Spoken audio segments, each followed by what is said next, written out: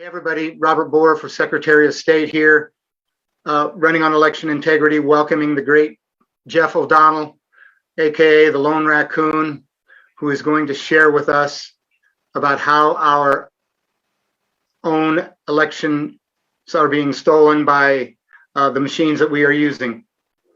So before we get into that, let me give a little bit more of an introduction.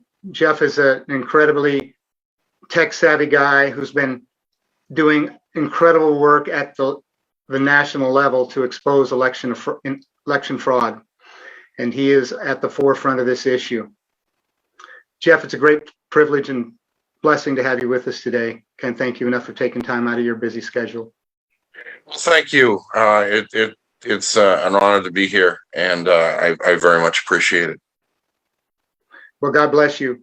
So before we get into what's going on with the machines themselves, I just wanted to talk with you a little bit about the contract that our state has with this homegrown, home-owned, pure in heart, apolitical, great company that is counting our votes in the dark and refuses to let us shine a light on that darkness.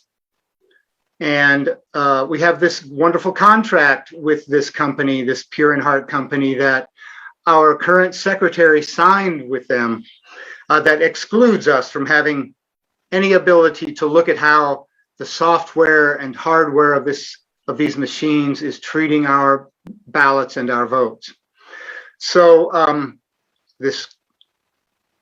our current secretary essentially hijacked all of our county elections with this contract and centralized our elections into this one private, again, pure in heart, and we all know I'm being very sarcastic in this.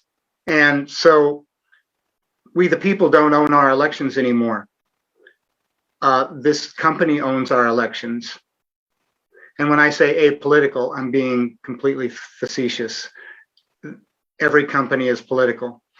So our incumbent secretary signed this contract, which has a clause in it that says basically, essentially, we have no accountability to the people of this state.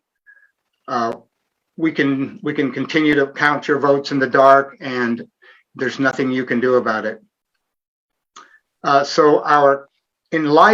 In the face of all of the fraud that you've been dealing with around the country, and that we're all well aware of. I mean, we've seen the rigged documentary, and we're about to see the 2000 Mules documentary. And if people haven't seen a preview of it by now, they might want to take a look at it. But this is going to be the thing that blows the doors off. I mean, this is going to be the most average consumer available information we have today, wouldn't you say, Jeff? I would agree with that. It should really make a dent in the election integrity efforts. Yeah. But the important part, obviously, is that we don't just keep watching it ourselves and share it with our like-minded friends and our other people. This information has got, like all information, there's nothing special about this, but this is so important. All information, you've got to take a step outside your comfort zone, and you've got to figure which of your friends and family might just listen to this much evidence. And that's how the information is going to get out there. None of us working in the election integrity field really were shocked or surprised the first time we heard about what True the Vote had done through this 2000 Mules. It's frankly, it's what we expected to see. There's been in times in history where even planets that had not been discovered yet, but they were predicted to exist because of their because of what the effect they had on other planets. This is kind of an example of that in what we do. It's like this is the kind of thing that we expected to see, and then there it was. So it's very important that you find ways to spread this information outside of the people who already know that that the election had fraud in it. So thank you for the elaboration. So in the face of all of this evidence, our own Secretary of State, currently about to be retired for a very long vacation, excuse me, has adopted the official CISA.gov propaganda campaign regarding the 2020 election, that this was the most secure election in U.S. history. And in the very next sentence says that we are still verifying results, and all of this within 9 days of the election. So when he says there is, if you were to run into him today and says, "Oh, I've investigated all of it. I've run it to ground. There's no evidence of fraud in Nebraska," what would be your response to him? My response would be that in life, you usually don't find things you're not looking for. It's the old Wayne Gretzky, the hockey hero, said you miss 100% of the shots you don't take. Well, you usually miss 100% of the information that you don't want to find. I think it's as simple as that. These people, they've got blinders on. I don't think all of them are terrible people, but I think that they face a terrible cost, some of them, if they tell the truth. And a lot of times the difference in character between people are people who are willing to tell the truth, or even look at the truth, or try to find the truth when they know there's going to be some pain involved for themselves. Those are the kind of people I like to be around, because those are the people that change the world. Yeah. So I was just going to ask you if you thought there was any vested interest that he had in not investigating and in protecting this company over the rights, the primary right being the right to self-government of the people of Nebraska. And you basically already answered it. Yeah, look, they look at it this way. Given what you've told me and what you've just said, what incentive does he have to find and report on fraud? And that would be just about zero. Yeah. I think he may, in his heart of hearts, believe that that Nebraska was the gold standard. Every state, he says that at least once, they're the gold standard of elections. If he believes that, he wants to keep on believing that, and he certainly doesn't want to cause a problem with a very, very large company within his borders, probably. And these are just guesses based on human nature. Sure. So yeah. So we have him on record with a local news station, a big news station, saying that he's investigated all of it. These are literal quotes. "I've investigated all of it. I've run it all to ground. There's no evidence of fraud." And so, I break in right there. I don't mean to interrupt you. No, but sorry. If that is true, if even that part that you have read there right true, why have I and other people who have been researching this election since it was over not been allowed to look at any of the data, not been able to look at any of the true data that would let us look at that and say he's right? Absolutely, it was perfect. Why is Nebraska one of the states that is hanging on to its election data with an absolute death grip? Sorry, I didn't mean to interrupt. No, perfect. That triggered me right there. The fact that they refuse to be transparent, to me, is the primary evidence that they have something to hide, or that they don't want to find something. Yeah. Yeah. So where I was going with that, and I'm glad you interrupted, because I was trying to pick up my train of thought. But in Nebraska, our version of a FOIA request is a public records request. So since we have him on the record as having done this thorough investigation, I decided, well, I'll just file a public records request for the report that details his investigation and the results. And I'm betting that the answer I get back is, we have no records responsive to your request. In other words, the report doesn't exist. It's just a mantra. It's just false hope that he's, and false confidence that he's trying to peddle. And so I would agree with you. You will probably not find anything, or if you do, it will be a 1-page basically saying, oh yeah, I looked at everything and everything's fine. Signed, Governor, whoever. That will probably be the extent, because they don't. What part of the term national election conspiracy do these people not understand? Why do all these people, especially in these red states, red counties, think that they were somehow magically excluded from all of this? Yeah. His only argument for that no election fraud in Nebraska is that Trump won. Well, first of all, Trump didn't win. He partly won. They stole one of our electoral votes. And the other thing is, it's not all about Trump. It's about all these down ballot races that they manipulate that affect our lives much more so than, a national position. So with that, I'd love to hear you talk about, so I was just listening to your talk about the Dominion machines and what you found with the partitioned hard drives there in Mesa County in Colorado, our neighboring state. We just don't believe that, for myself, and I can speak for all my supporters, we don't believe that Americans and Nebraskans and Coloradans are as stupid as our election results make us out to be. This is theft on a grand scale, and the theft of the worst kind, and traitorous behavior of the worst kind. And so we'd like to know more about what you think about the ES&S machines in our own state and what they're doing to us. Well, that's a good question. And as I've had the opportunity, of course, to look into the actual databases and insides of several machines, but they've all been Dominion at this point, that I can talk about. And what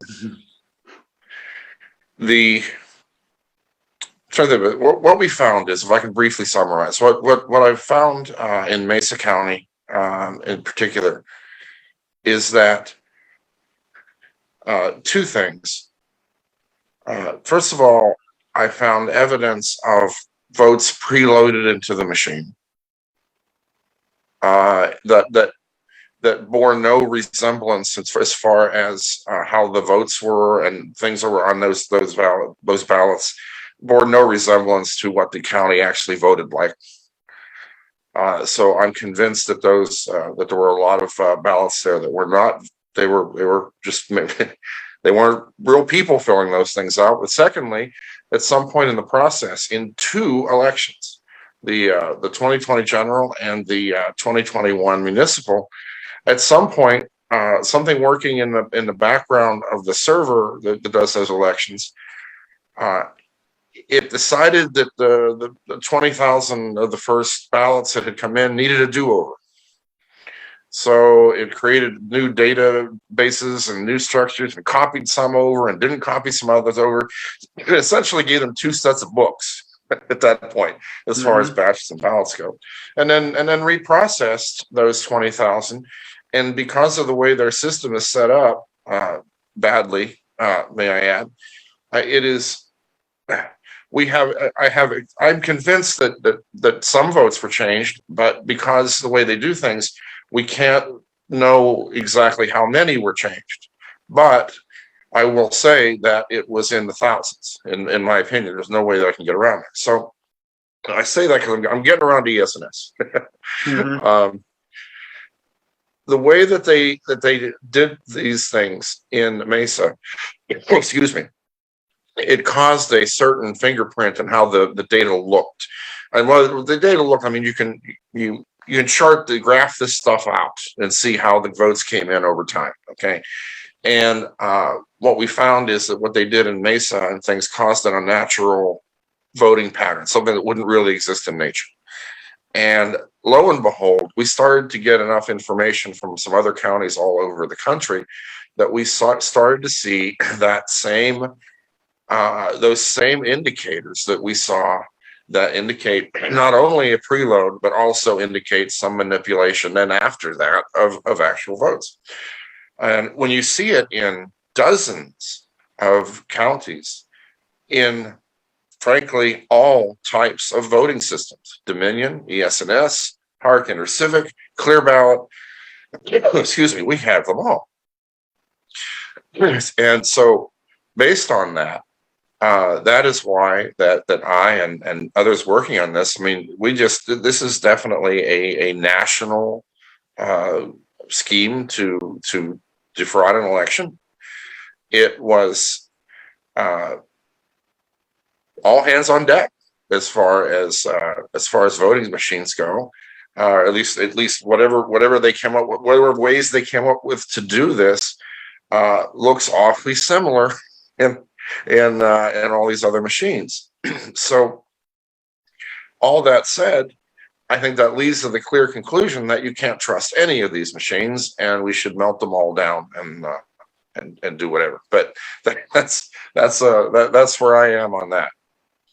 So I'm sure you're acquainted with Colonel Sean Smith out of Colorado. I am. Yeah. So we just had him over in the state and had some great time with him. So how serious would you say this issue is to our national security and our national survival? I'm saying that we're right back and literally so at 1776. This is taxation without representation and worse. This is all of it. Would you agree? And can you elaborate? Would completely agree, because I mean, think about how it was when we grew up, at least when I grew up. You didn't question things like the vote and the elections. And as a result, you kind of thought of elections as the ultimate break glass in case of emergency. If everything else went wrong, at least people could all get together and vote the bums out. Mm-hmm. And now we don't have that anymore. It's a national security issue, front to back, right to left. It is one of the most, it may be the most important issue that we're dealing with on a national basis, simply because you lose the vote in a country, then you lose that country for a long, long time. And I don't have to tell you what, if you lose the vote, historically speaking, in other countries, we have lots of evidence to look at from other countries. If the people lose the vote, there's only one way they get their country back. And none of us want to see that happen. So we've only got two alternatives. One is to fix our elections, and the other is to pick up arms. I mean, that's what the founders said, right? Yes, they understood that. Yeah. So, I mean, I don't think we have to look any further than Joe Brandon to see how serious election fraud is. I mean, he's destroying our nation. Open borders. We don't have a nation. Go ahead. No, you're absolutely right, and it's. Let me tell you. Let me try to bring this into another area here. That this is my fear. What I'm seeing, what others are seeing that happened in 2020, and actually apparently started to happen before 2020, as far back maybe as 2008. But in terms of this thing, as far as growing, and becoming more mature in this, what we saw there, this is a whole basically defined system of influencing an election. And if I were a Democrat who's sitting back now and like, well, maybe they cheated, but I'm happy because my guy got in. What if this technology and these things are actually open to the highest bidder? Thank you. And what if next time some unscrupulous Republicans come up with a little more money than the unscrupulous Democrats did in 2020.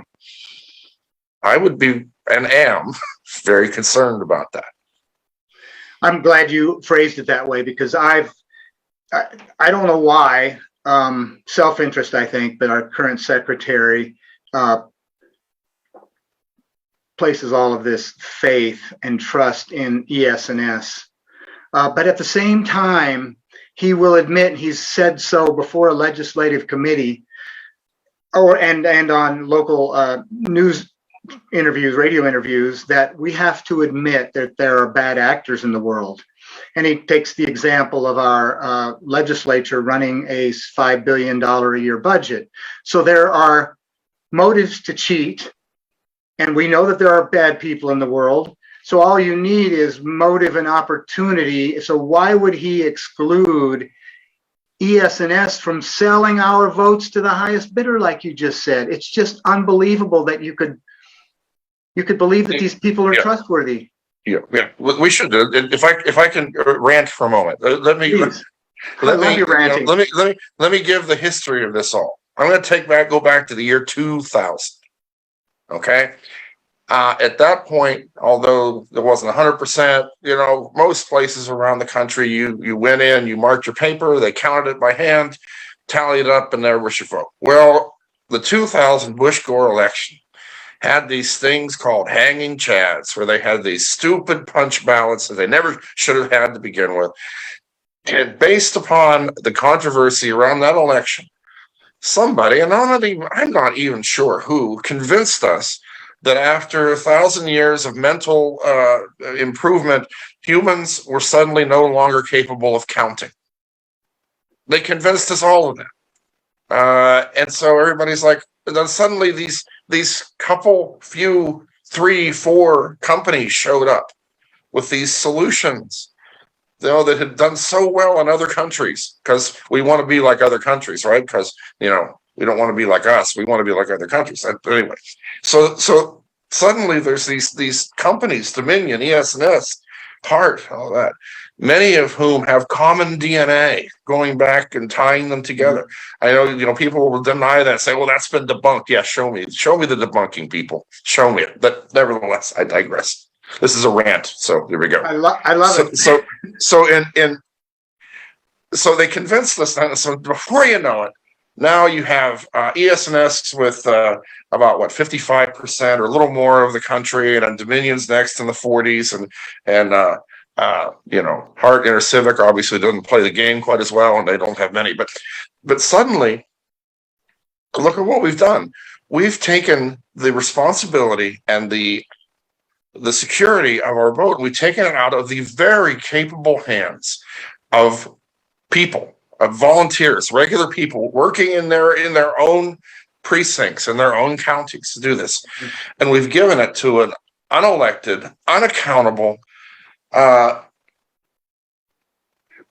again, highest bidder kind of situation, corporations that when you ask them to look behind the veil, will take you to court to prevent it.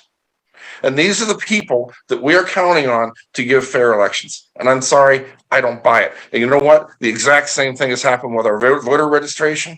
Registrations used to be kept by the county. Heck, it wasn't that long ago. Sometimes they were kept by hand on small counties. Well, now suddenly you can't do that anymore. You need a third-party organization like ERIC or CEIR, one of the other things, because you can't do it by yourself. You need this third-party organization that's funded, of course, by George Soros or Mark Zuckerberg or other leftists who hate you. Okay, if you're a conservative, who hate you, and we're going to trust them now. We're going to take that responsibility away from our local, county people who live there and want to work.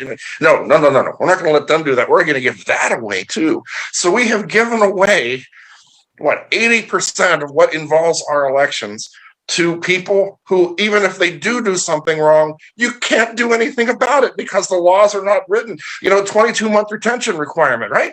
Okay. Mm-hmm. In other states, who that one's back on? Election officials. Yeah. Okay. When Dominion came in to Mesa County, which they did in May, and said, "Oh, we got to install a new version." And finally, one of the clerks asked the actually maybe the pivotal question in the world is this going to wipe out everything on my server? And finally, the guy said, "Yeah, it will." And so they took the time and made sure they would not let the guy continue until they got a copy of what was on there. If he had gone ahead and overwritten everything, and there was no copies of that data, that obviously would be a violation of the federal retention. Do you know who would be responsible for that? The clerks. The clerks could go to jail because this unelectable, unaccountable, probably evil company came in and wiped everything out and could say, "Oopsie, no, I have no liability. I'm out of here. See ya. Good luck." Thank you. End rant. Sorry. So do you know what? So the alternative is to go to hand count. Do you know what our current secretary says to that?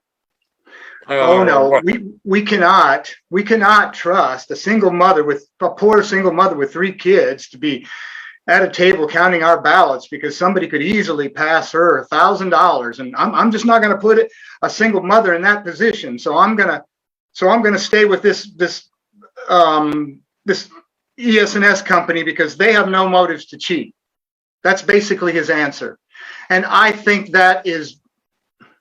I'm as pissed off as you are. I'm not afraid to say, Jeff, this kind of thinking is taking our country down. And if they keep pushing, they're not going to be happy with what they get. My mama always told me, "Stupid is as stupid does." And that's one of the most stupid things I have ever heard. Thank you very much. That's what we thought. Absolutely. It's bizarro world now.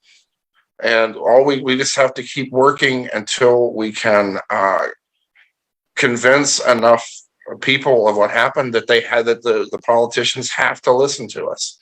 Yeah. And at the same time, the ones that absolutely won't listen to us,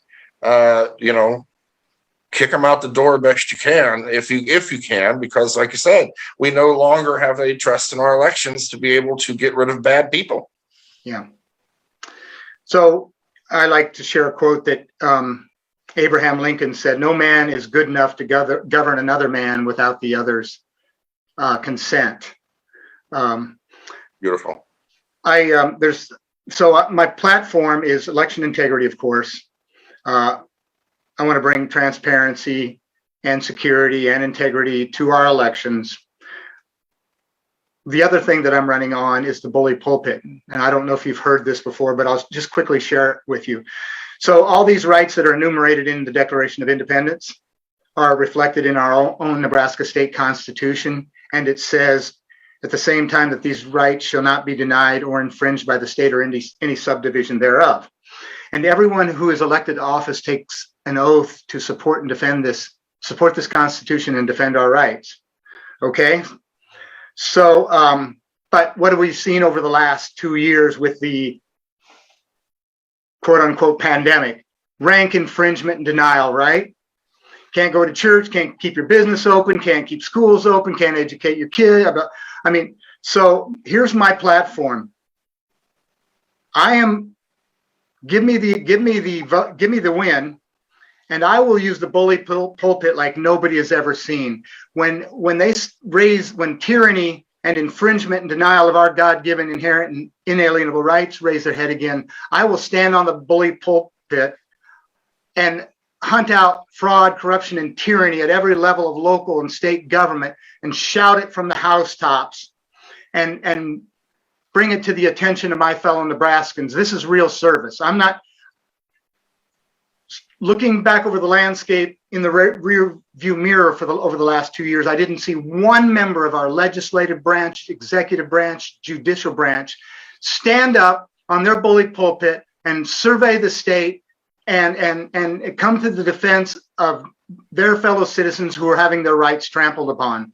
So I'm running to trample on the tramplers. I will not let this go.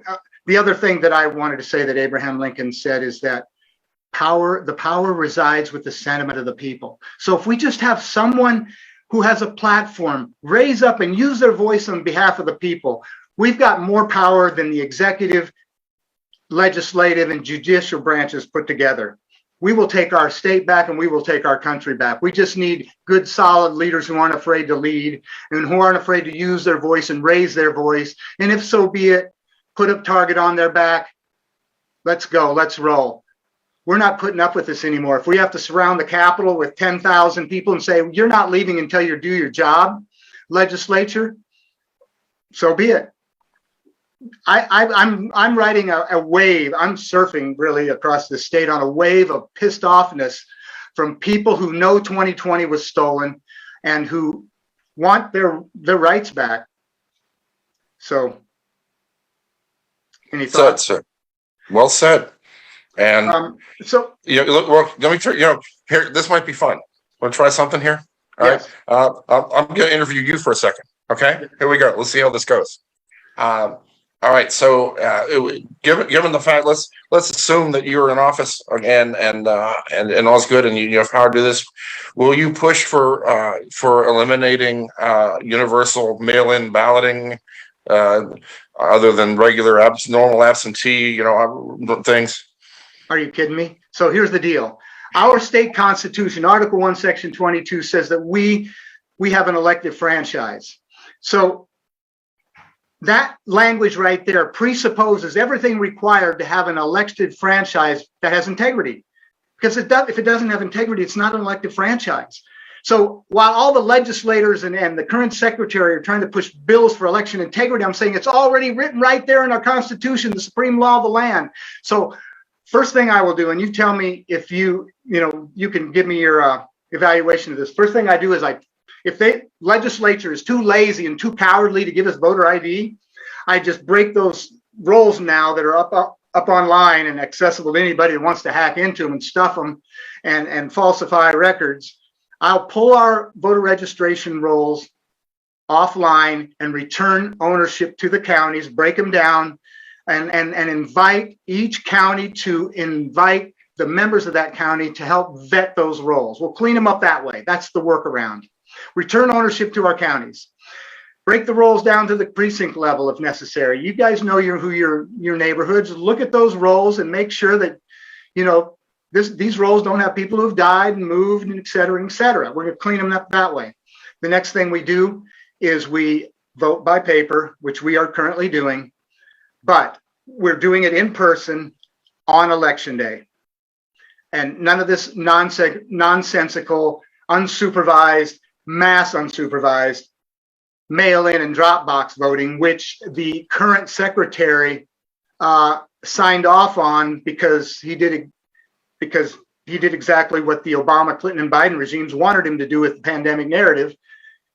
Used it as an excuse to sign off on that kind of voting, which he himself admits, opens the door wide to fraud. So we get rid of all that. We have a few exceptions, legitimate shut-ins, military, people legitimately traveling. If you can't vote on election day, then you're still going to vote in person. Come in early and vote. We start the count at the precinct level after the polls are closed. I like Sean Smith program under video that builds the audit into the count. We certify, report at the precinct level, push it up to the county level.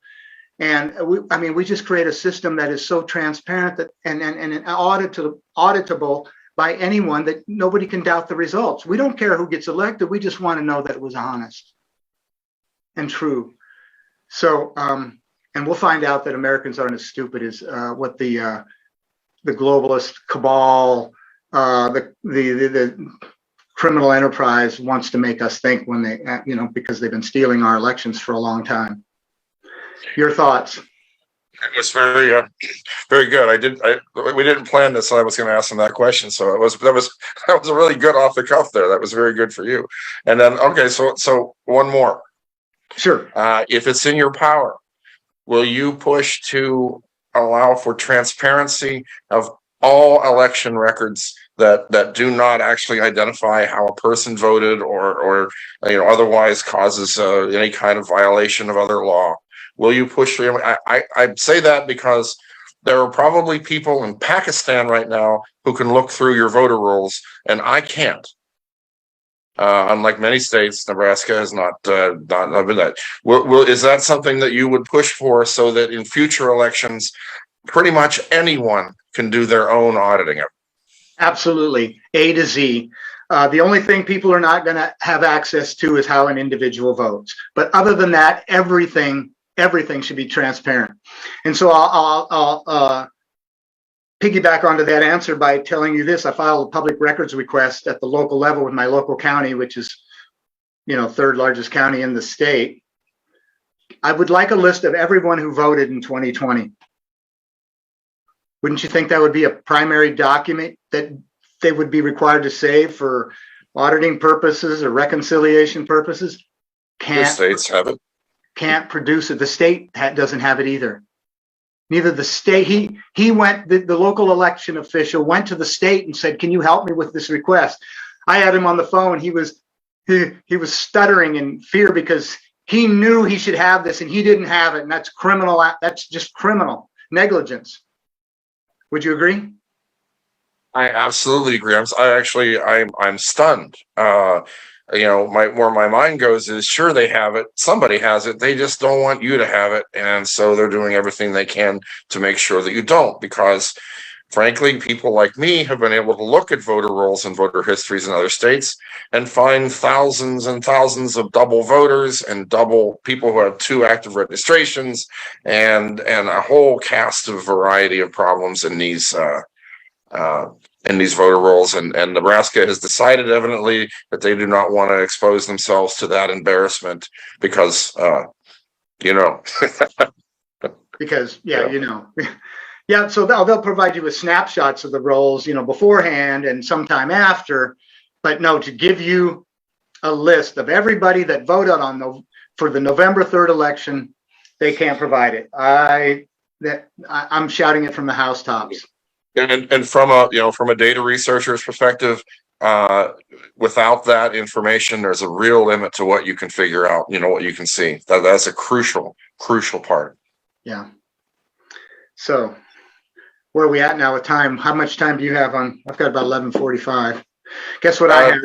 I've got a 7-hour drive out to the western part of the state to get together with a bunch of patriots and have a good time talking about the principles of the Declaration and our God-given rights to life, liberty, the pursuit of happiness, the right to self-government, and to congregate and worship our Creator. So I just love talking about those things. I think that's right where we're at.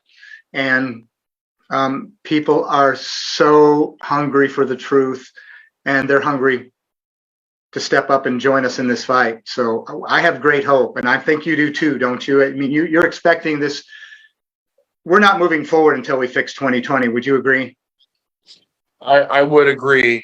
And it's obviously, I think this is the great challenge of this generation. Every generation has a great, usually, crucial challenge to it, and this has now suddenly come up, and this is ours.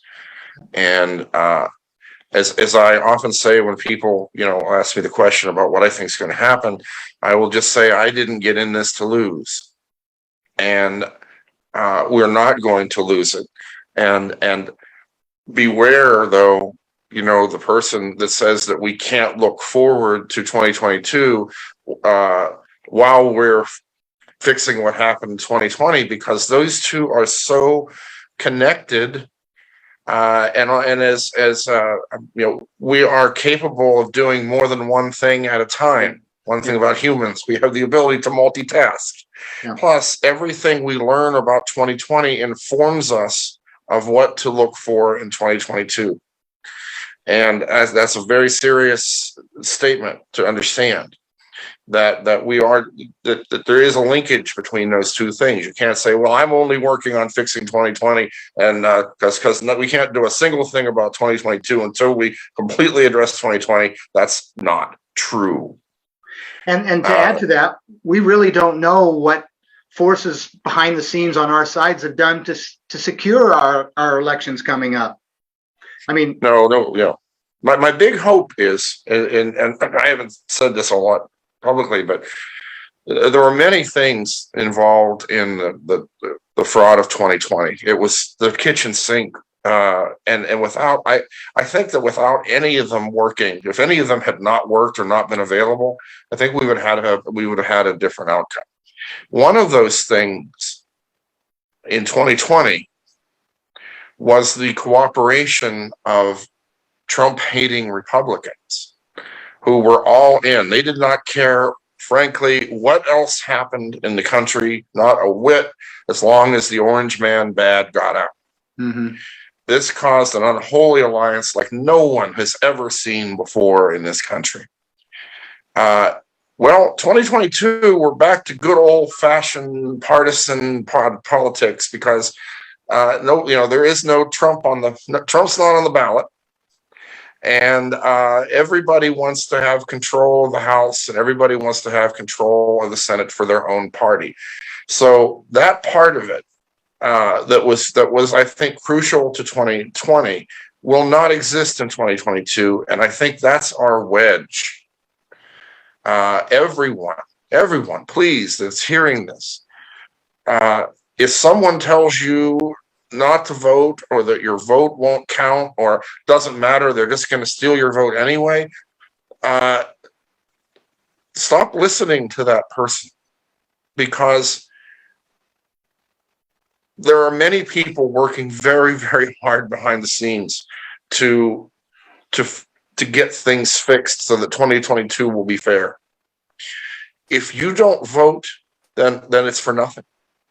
Yeah. Because all of our efforts assume that, as you said, the pissed off Americans who know what happened and have seen what's happened since, stolen elections have consequences, and this one has had deep consequences to every aspect of American life. And if we don't get all of those people who see this to come out and register their rage at the ballot box, then it doesn't matter what the rest of us do.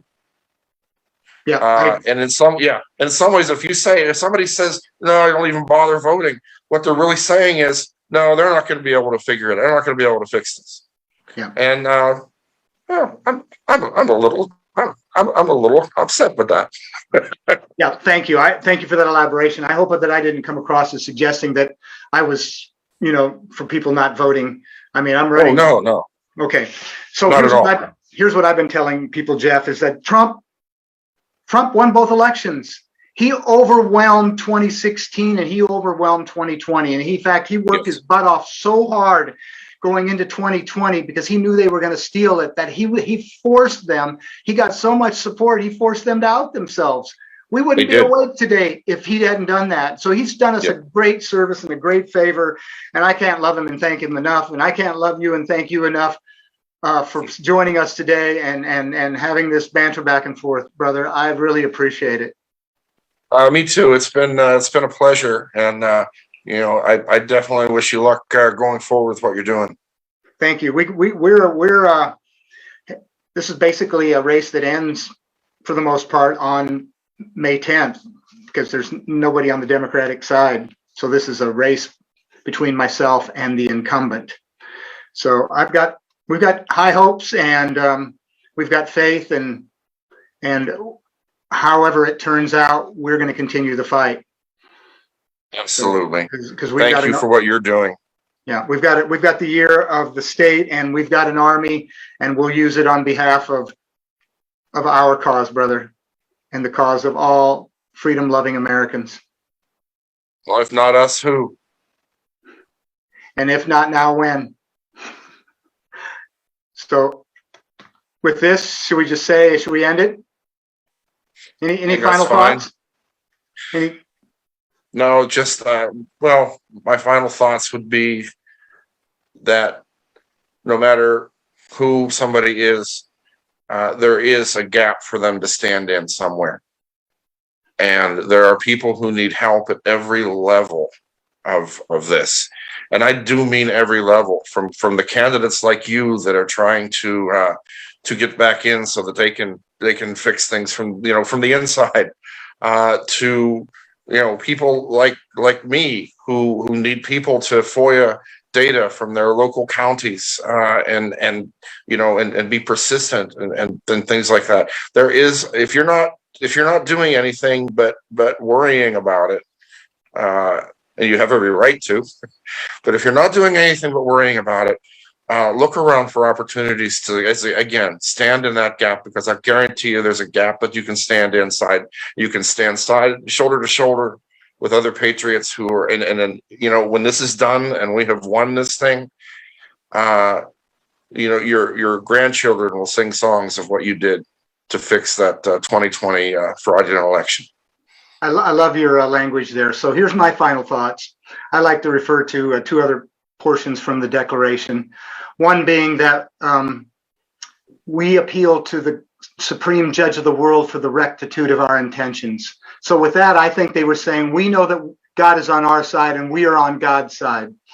And so at the same time, I know you're with me in this. We pledge together our lives, our fortunes, and our sacred honor for this cause and to win this battle. Absolutely, brother. That's what it's all about. All right. I can't wait to meet you in person, Jeff. I'd love for that to happen. Bring me out there sometime to cause some trouble. We'll do it. God bless you. Thank you again. God bless you too. Okay. Take care. Bye-bye.